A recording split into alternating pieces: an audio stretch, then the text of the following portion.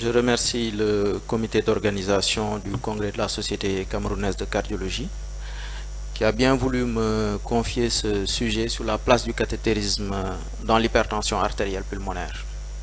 Et comme l'a si bien dit Dr Audrey, donc les cardiopathies rhumatismales posent comme principal problème le retentissement sur le cœur et sur les pressions pulmonaires. Donc l'une des principales complications, c'est l'hypertension artérielle pulmonaire. Cette hypertension artérielle pulmonaire qui en fait est un groupe hétérogène de pathologies caractérisé par une pression artérielle pulmonaire moyenne supérieure ou égale à 25 mm de mercure, d'après les conférences de consensus, mais de plus en plus, actuellement les chiffres sont en train de baisser à 20 mm de mercure parce qu'on constate que à partir de ce seuil-là, il y a un impact. Donc cliniquement, cette hypertension artérielle pulmonaire est classée en 5 groupes. Et chaque groupe définit la cause de l'hypertension artérielle pulmonaire. Le premier groupe qui est caractérisé par une atteinte précapillaire. Donc dans ce groupe, nous avons l'hypertension artérielle pulmonaire idiopathique, les hypertensions artérielles pulmonaires liées au connectivite, à l'infection à VIH, etc. Le deuxième groupe, qui est le groupe qui nous intéresse, qui est l'hypertension artérielle pulmonaire due à une dysfonction ventriculaire gauche, systolique ou diastolique, ou alors à une valvulopathie du cœur gauche, ou en tout cas un obstacle sur le côté gauche du cœur. Le troisième groupe, c'est les maladies pulmonaires chroniques et les maladies hypoxémiantes. Le quatrième groupe qui est représenté par les hypertensions artérielles pulmonaires dues à des événements thromboemboliques, donc thromboembolie chronique ou alors des maladies entraînant un obstacle au niveau de la voie pulmonaire.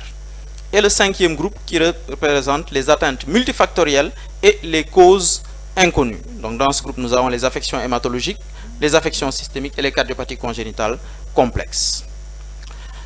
Pour en revenir au groupe qui nous intéresse, l'hypertension artérielle pulmonaire des valvulopathies est essentiellement rencontrée dans les valvulopathies mitrales ou aortiques, qu'elles soient à type de fuite ou de sténose, et elle se caractérise au cathétérisme cardiaque par une pression artérielle pulmonaire moyenne, comme je l'ai dit, entre 25 et 20 mm de mercure, une pression artérielle pulmonaire capillaire supérieure à 15 mm de mercure ou une pression télédiastolique du ventricule gauche au-delà de 18 mm de mercure.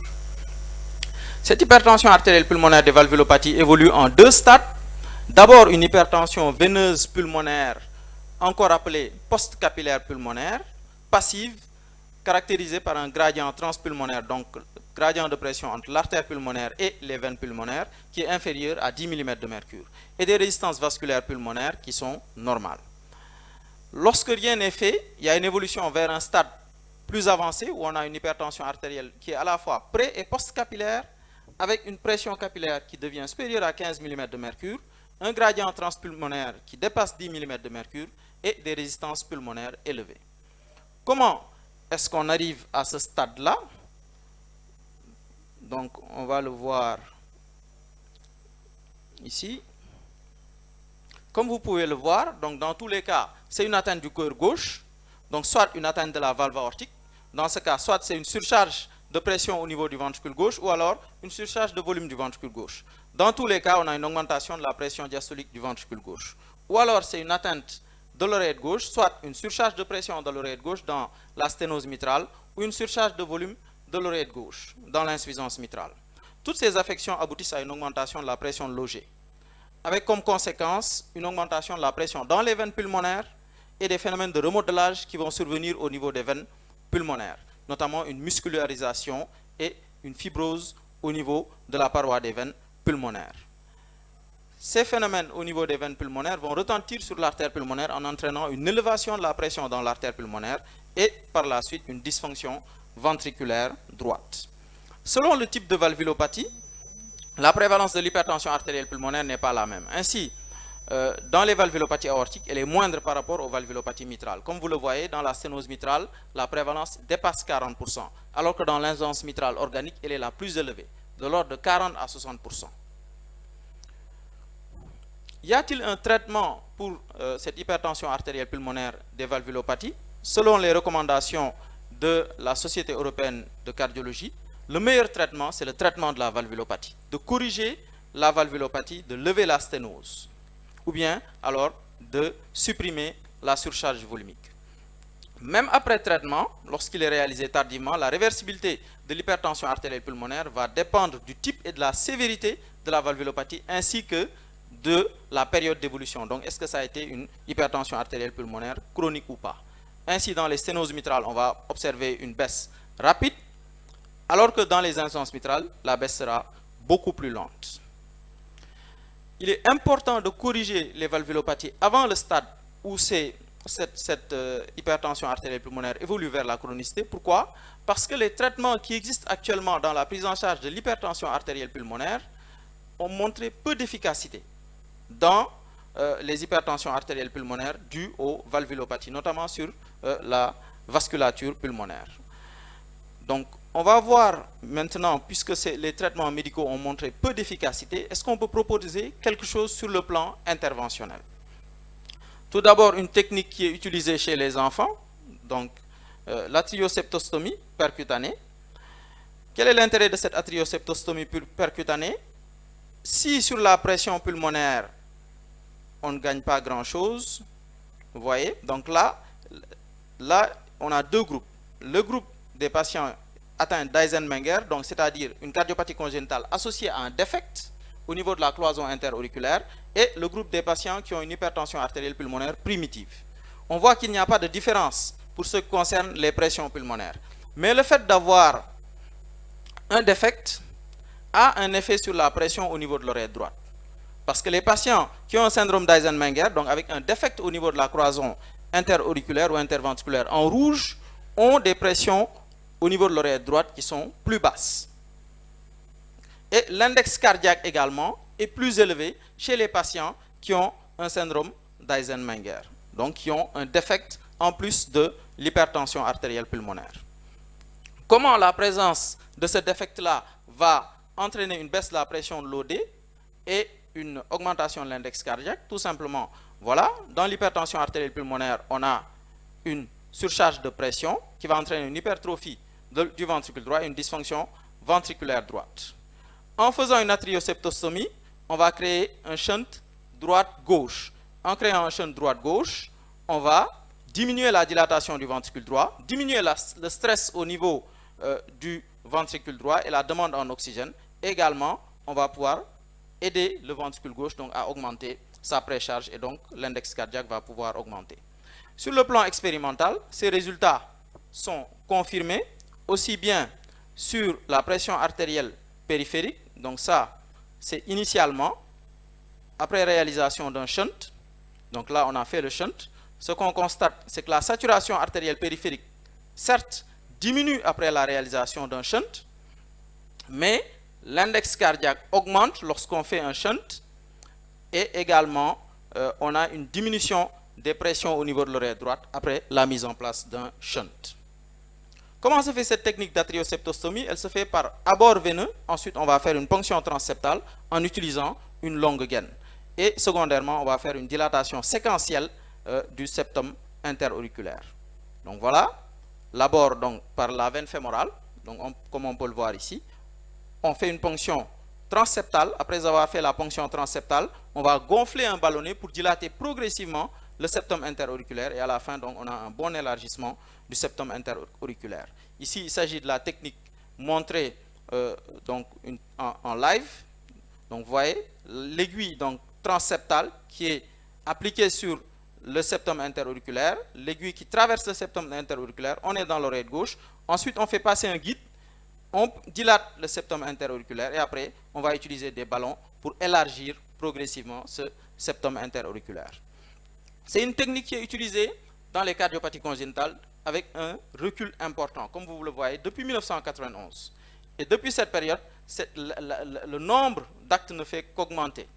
Et avec une efficacité certaine et peu de complications, parce que vous voyez, la mortalité per procédure depuis 1991 jusqu'à 2016 est en diminution constante parce que les opérateurs ont de plus en plus d'expérience. Avec le temps, le septum interauriculaire a tendance à se refermer. Et dans ce cas-là, on a plusieurs options. Soit mettre en place un stent, ou alors mettre en place une prothèse de CIA perforée. Ici, il s'agit d'une procédure où on a mis un stent. Donc là, c'est un ballon, et sur ce ballon-là, on a monté un stent. Donc après inflation, le stent va rester en place, on va retirer le ballon et donc on va pouvoir maintenir le septum interauriculaire ouvert.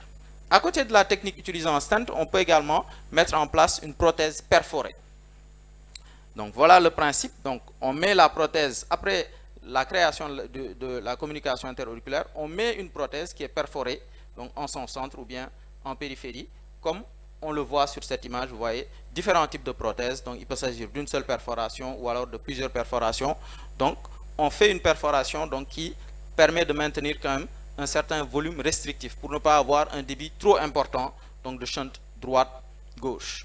Donc voilà en réel comment est la prothèse. Donc voilà, là c'est le dispositif, là où va être le système de livraison, et donc c'est à ce niveau qu'on va détacher pour pouvoir larguer la prothèse. À côté de la création de septum de communication interauriculaire, il y a ce qu'on appelle les shunts de Potts percutanés.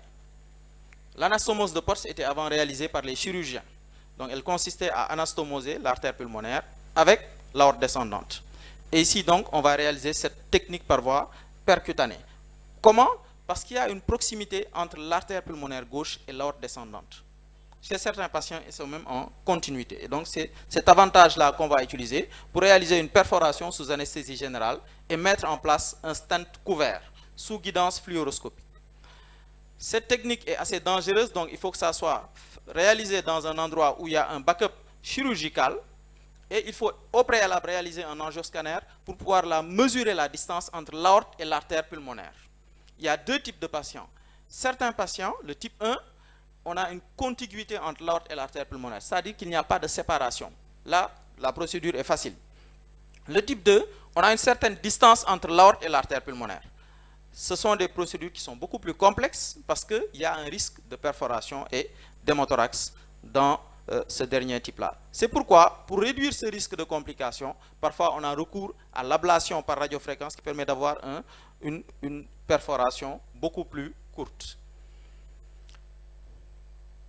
Et donc pour cette Potts percutanée, on a deux possibilités. Soit faire un stenting du canal artériel, lorsque ce canal artériel existe, parce que certaines personnes, même à l'âge adulte, gardent un canal artériel, ou alors faire une perforation.